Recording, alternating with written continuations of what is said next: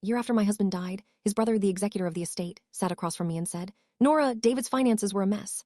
After the debts and taxes and costs, there's almost nothing left. I've done everything I could." He slid a thin folder across the table, and I said, "Marcus, before I open that, I want to show you the other folder, the one David left me, the one with the real numbers in it. Let me back up. My husband died at 47.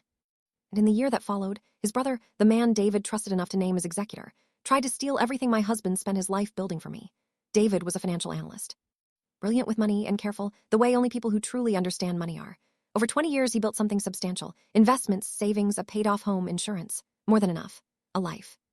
And he had a brother, Marcus, grandiose, where David was careful, always underwater, always entitled to success he hadn't earned.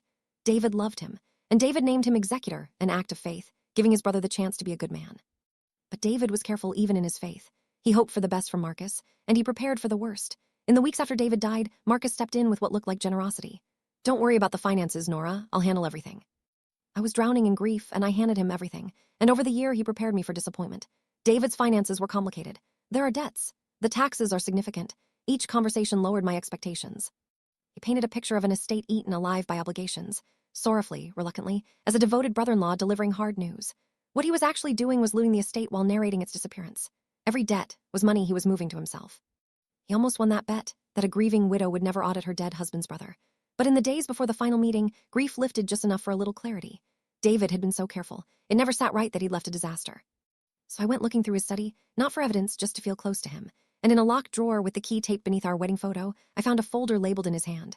"Nora, only if you need it." Backhand index pointing right, full story on the channel, link below. What David hid in that folder, the real estate, and a letter predicting exactly what his brother would do, you have to see.